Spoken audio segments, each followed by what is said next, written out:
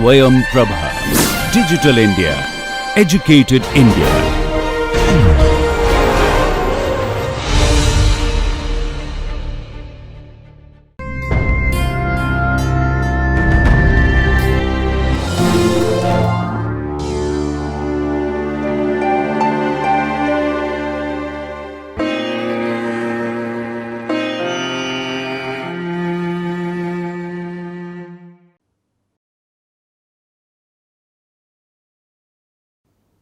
Hello and welcome. In this session, we are going to discuss yet another RNA neurotopic virus, that is rabies virus.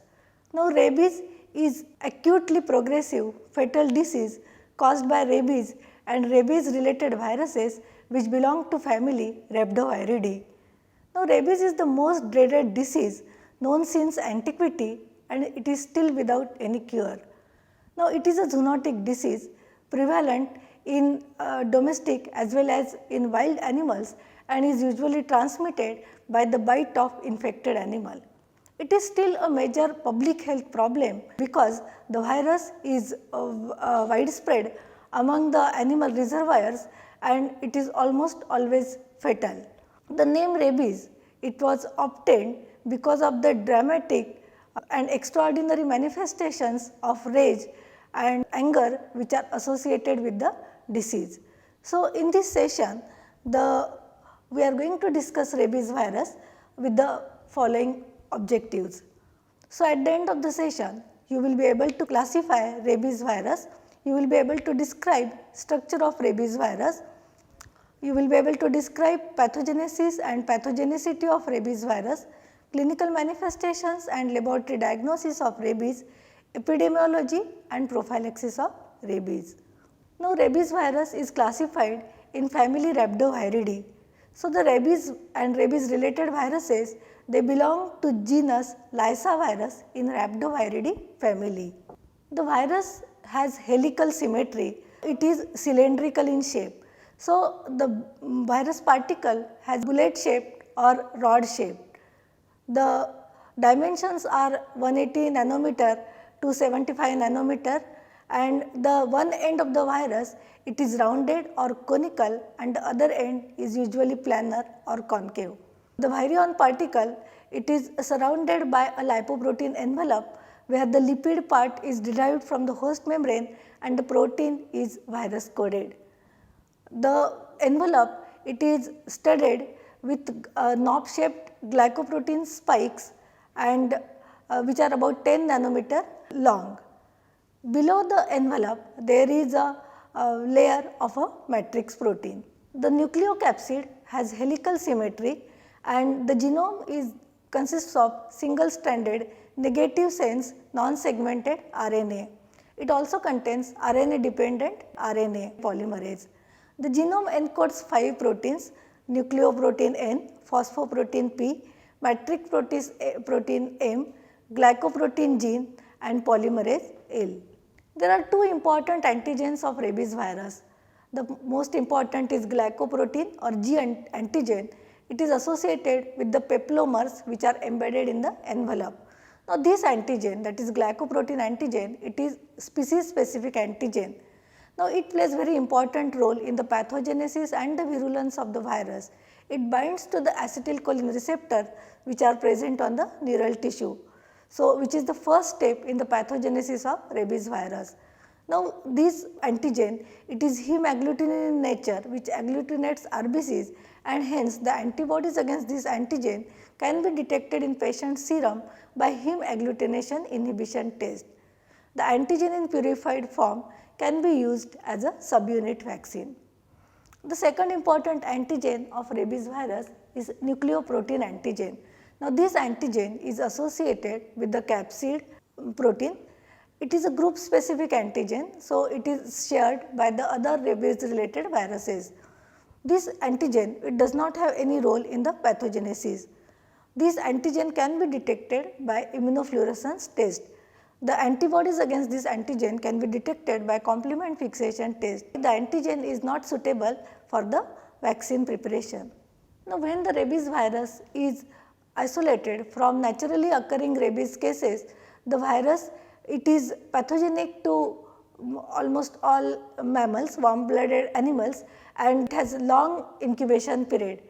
So, this virus, which is isolated from a naturally occurring cases of rabies, is known as street virus. It is pathogenic for all mammals, it has long variable incubation period, and it shows formation of inclusion bodies in the infected cell. When this virus, it is serially passaged in a rabbit by intracerebral inoculation, the virus gets transformed and the biological properties of the virus changed, and this virus, a newly transformed virus, is known as fixed virus. So, this fixed virus does not multiply in the extraneural tissue.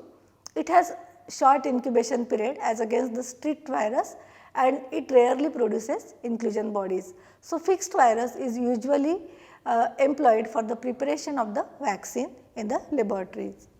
Now, rabies virus, it is found in wild as well as in domestic animals. So, it is a virus, it is pathogenic to all warm blooded mammals including human beings. It shows variable susceptibility. The animals like wolves, jackals, foxes, they are very highly susceptible, whereas the animals like cattle, cats, dogs, bats, raccoons, they show intermediate susceptibility, whereas opossums, they are highly resistant to the infection by rabies virus. Now, this varying susceptibility by the animal is because of the varying distribution of the nicotinic acetylcholine receptors.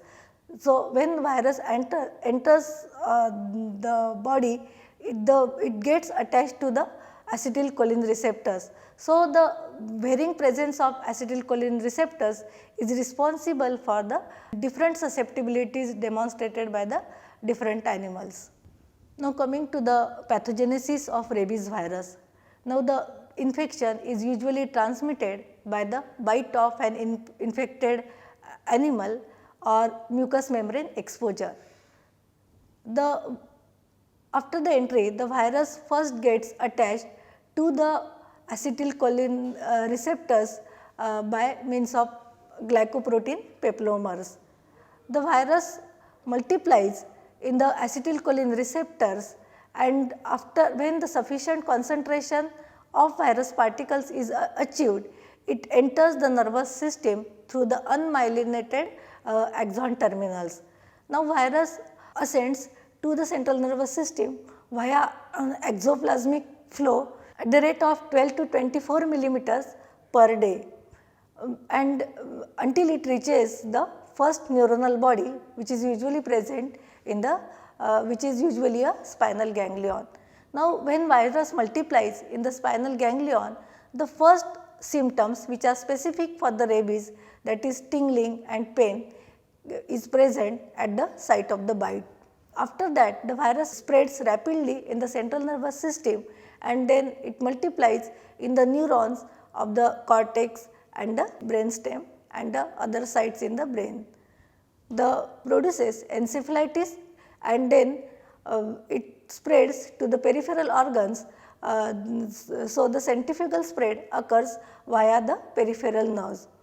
The virus spreads to the various organs like skin, cornea, other organs, almost all organs get involved, but there is the specific concentration of virus occurs in the salivary gland, which facilitates the dissemination of the virus. Now, the incubation period, it is usually between 20 and 90 days.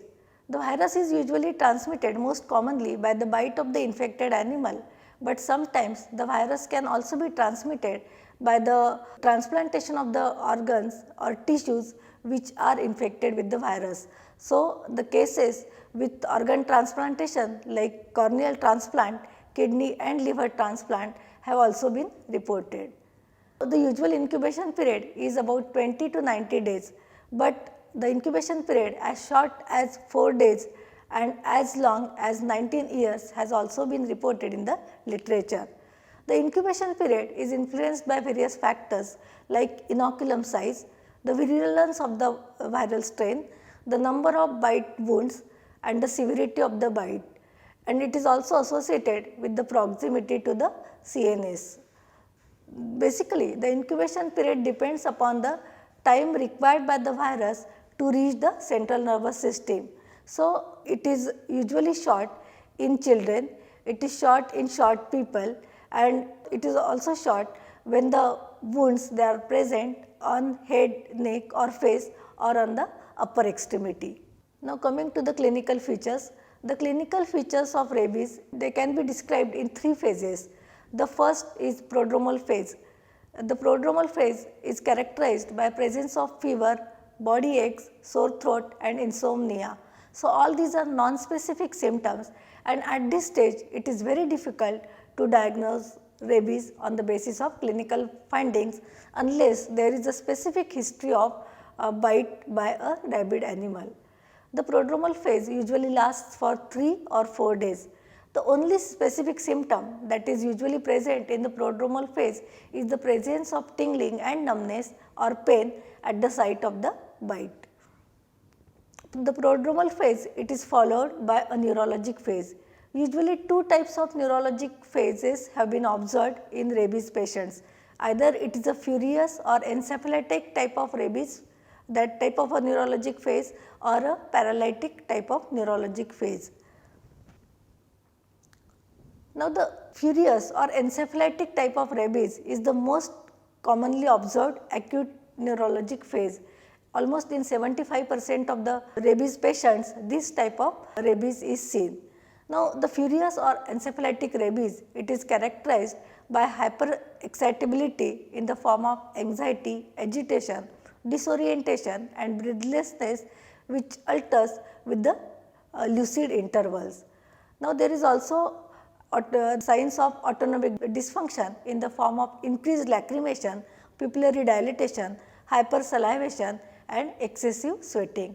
The patient usually becomes intolerant to noise, bright light and cold draught of air. The most pathognomonic feature of furious encephalitis is presence of hydrophobia and aerophobia. Now, hydrophobia is fear for water and aerophobia is fear for air. The hydrophobia, the most pathognomonic feature is because of the laryngeal spasm, which is usually whenever there is patient attempts to drink any liquid. Now, the hydrophobia or this spasm is because of the involvement of the neurons surrounding the ambiguous nucleus. So, this is because of the brainstem encephalitis. The another type of rabies is paralytic or dumb rabies. Now, it is usually seen in partially vaccinated or persons who are infected with bat rabies. Now, the dumb rabies or paralytic rabies, it is characterized by flaccid paralysis. So, the paralysis first develops in the limb which is affected by the bite, and then it progresses to the other extremities, and then there is involvement of respiratory muscles. Now, the acute neurologic phase, it is followed by a phase of coma. So, the patient goes into this third phase usually after 10 days of the onset of the symptoms. The death occurs usually because of the convulsions which occur during acute neurologic phase or respiratory failure which occurs during the phase of coma. Almost the case fatality rate is almost 100% in rabies infection. There are very few reported cases in the literature who have survived rabies infection after onset of the symptoms. Now, the rabies is enzootic in both domestic as well as wild animals. So, the human rabies is present in all the continents except Australia and Antarctica. There are about 50 countries where there are no reports of rabies, which are because of the geographic isolation or because of the control of rabies in the domestic animal or because of the strict quarantine measures. The majority of the deaths due to rabies occur in Asia and Africa. So, nearly 50,000 human deaths are reported worldwide every year. Rabies is endemic in India and it is reported almost from all parts of India except for Andaman and Nicobar and Lakshadweep Islands. So, nearly 60% of the death reported all over the world are seen in India. So, more than 20,000 deaths occur every year in India. Now, coming to laboratory diagnosis of rabies. Now, the differential diagnosis of rabies,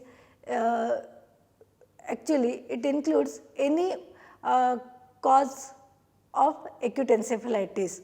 So, the most important causes that are to be excluded are the encephalitis caused by herpes viruses like herpes simplex virus type 1, varicella zoster virus, then enteroviruses like Coxsackie viruses, polio and enteric cytopathogenic human orphan viruses, and arboviruses like Japanese encephalitis virus and West Nile virus.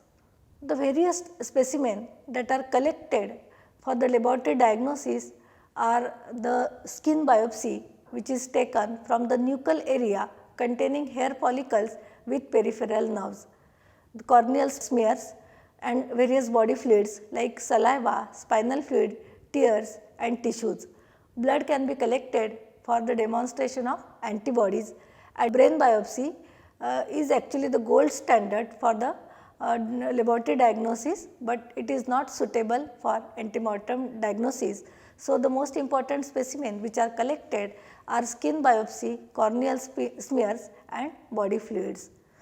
Now, the laboratory diagnosis of rabies is, though it is 100% fatal, it is essential when an aggressive approach for the treatment is considered, and it is also important for the prevention of the spread of the infection to the healthcare worker. For these two reasons, laboratory diagnosis of rabies is extremely important. So, the various modalities used for the laboratory diagnosis of rabies are the direct detection of method, antibody detection, isolation and molecular methods. Now, direct detection method is the most commonly used method for antemortem as well as postmortem diagnosis of rabies. So, the direct detection method includes microscopic examination of the material like brain tissue, which can be stained with a routine H&E stain, or which can also be stained with a special stains like Cellar technique, which uses methylene blue and basic carbol fish chain. So, in microscopic examination, the encephalitic changes can be observed, and in special stains or even in routine stains, the presence of intracytoplasmic inclusion bodies can be used for the diagnosis. The most commonly used method for direct detection is the demonstration of antigen. So, antigen is demonstrated using direct fluorescent antibody test. So, this test can be performed on the various specimens like skin biopsy, corneal impressions, etc. for diagnosis of rabies.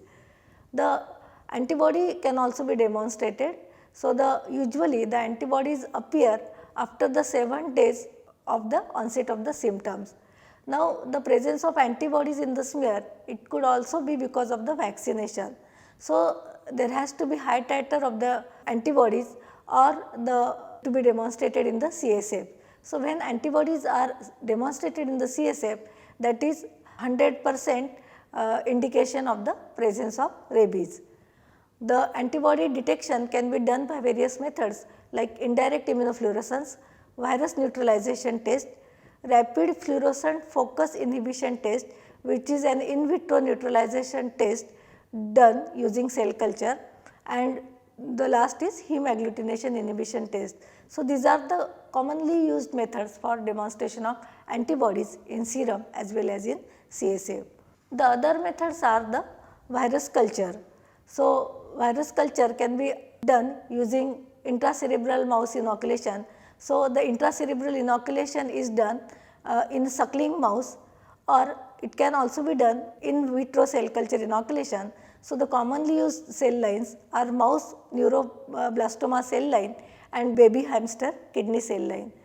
Now, the viral growth in infected animal as well as in vitro cell culture can be demonstrated by direct immunofluorescence test. Nowadays, the most commonly used methods are the molecular methods. So, reverse transcriptase polymerase chain reaction is the most sensitive and the specific method available for the diagnosis of rabies. Reverse transcriptase hemi-nested polymerase chain reaction which targets L polymerase gene considered to be the 100% specific method for the diagnosis of rabies. The post-mortem diagnosis in human beings as well as in animals can be done by demonstration of Negri bodies. Now, Negri bodies are the inclusion bodies which are eosinophilic intracytoplasmic magenta colored bodies which are present in the cytoplasm of the infected neurons. So, these are sharply demarcated spherical to oval bodies about 2 to 10 micron in size, and they are most commonly observed in the neurons of the cerebellum and hippocampus. They are pathognomonic of the rabies. However, they may not be present in the 20% of the cases. Now, coming to the management. Now, the treatment of the rabies is aimed at the prevention of the development of the rabies. So, the most important aim is to prevent the rabies virus to spread to the central nervous system from the site of the inoculation. So, the management or treatment, it involves local wound care to remove as much of virus as possible before it is adsorbed on the nerve endings. And the second part in the treatment is to give the post exposure prophylaxis so that the antibodies are produced which will neutralize the inoculated virus before it reaches the nervous system. So, the basic aim of the management or treatment is to prevent the spread of the virus to the central nervous system either by inactivation or by the neutralization of the virus with the help of the antibodies. So, the local wound care, it involves cleaning of the wound immediately with lot of water and soap. Now, this virus, rabies virus, is an enveloped virus. So, application of soap inactivates the virus. So, it is important to clean the wound as soon as possible with plenty of water and soap. Then antiseptics like 70% alcohol and tincture or aqueous solution of the iodine or povidone iodine can also be used. Now, the suturing of the wound is strictly contraindicated. It should not be sutured immediately because it can cause additional trauma and it can facilitate the spread of the virus to the deeper tissues. Then the passive immunization is given for the neutralization of the virus with the ready-made antibodies. So, for passive immunization, the rabies immunoglobulins are administered locally. The two types of rabies immunoglobulins are available: equine rabies immunoglobulin which are given in the dose of 40 international units per kg body weight, or human rabies immunoglobulins which are given in the dose of 20 international units per kg body weight. Now, the maximum amount of rabies immunoglobulin should be administered locally, and if some amount is left behind, then it has to be administered intramuscularly at the site away from the site used for the injection of the vaccine. Now, the equine rabies immunoglobulin, because it is obtained from a different species, it can be associated with the hypersensitivity reactions. Now, coming to the post exposure prophylaxis. Now, for post exposure prophylaxis, two types of vaccines are available: neural vaccines and non-neural vaccines. The neural vaccines, they are derived from the rabies infected nervous tissue of animals. Now, these vaccines, because they contain nervous tissue of different animals, they are encephalotogenic and hence they are associated with the harmful effects and they are no longer used. Non-neural vaccines are the most commonly used vaccines for post exposure prophylaxis.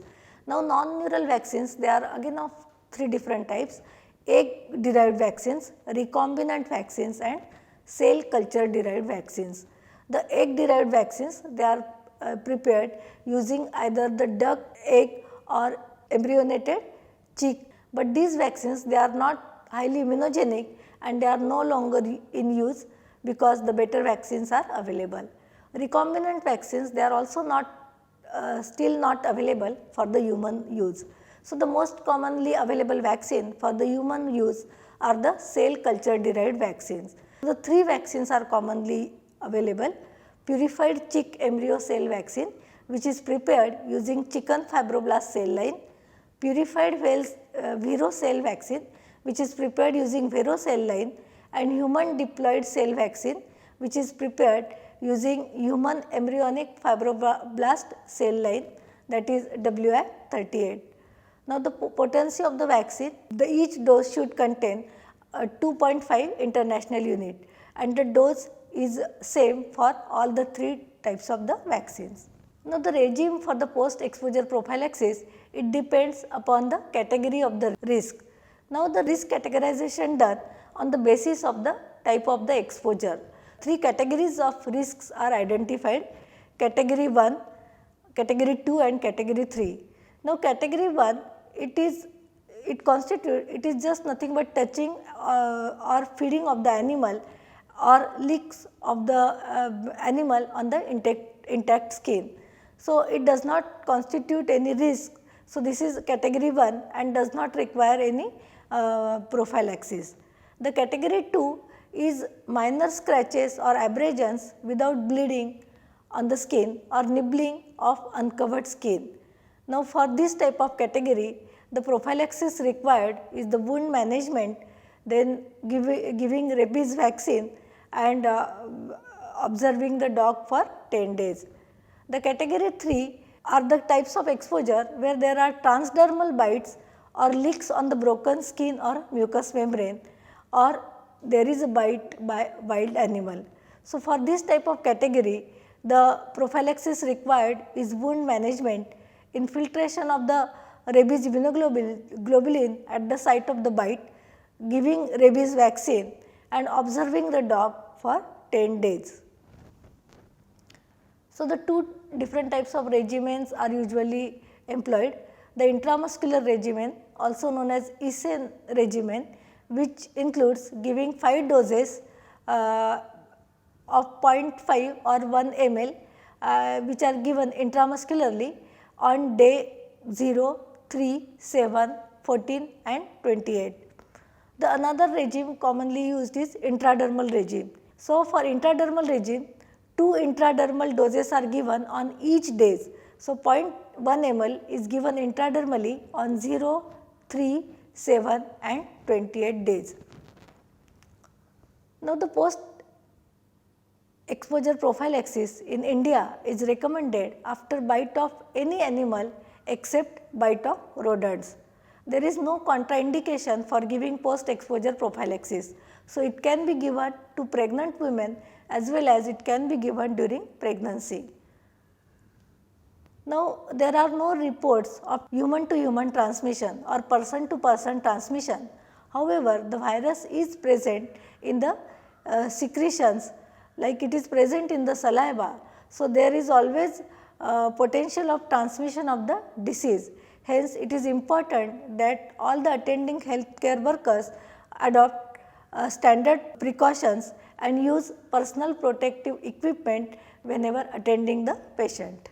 The pre-exposure prophylaxis, it is recommended in high risk groups. So, it is usually recommended for the laboratory staff handling infected material, to the clinicians attending the patients, veterinarians and persons who handle animals. The regime for pre-exposure prophylaxis includes 3 doses of 0.5 ml of vaccine administration intramuscularly on 0, 7 and 21 or 28 days. The booster dose is given after 6 months if the antibody level after 6 months is less than 0.5 international units per ml. In 90% of the cases of human rabies, the disease is transmitted by the bite of rabid dogs. Hence, it is important to understand the manifestation of rabies in dogs. The incubation period in dogs is usually 3 to 6 weeks. Like in human beings, 2 forms of disease is observed. One is furious or mad dog syndrome and second is dumb or paralytic. In furious type of rabies in dogs, the animal becomes aggressive and it runs amok and it bites without any provocation. The virus is present in the infected dog 3 to 4 days before dog becomes symptomatic. Hence, whenever there is a case of dog bite, it is important to observe the animal at least for the 10 days. Now, in dogs, the immunization is the most effective way of control.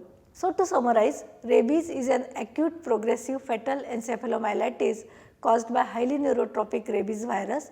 It is a zoonotic disease of warm blooded animals, usually transmitted by the bite of an infected or rabid dog. It is a disease with highest fatality rate for any infectious disease. So, 100% fatality rate has been observed. Rabies virus is a bullet shaped negative sense RNA virus. The pathognomonic feature of the disease is hydrophobia and aerophobia. The reverse transcriptase polymerase chain reaction is the most sensitive and the specific method available for the diagnosis. Demonstration of Negri bodies is the gold standard for postmortem diagnosis of rabies, and post exposure prophylaxis is given to prevent the virus spreading to the central nervous system, so that the person does not develop rabies after bite with an infected animal. Thank you.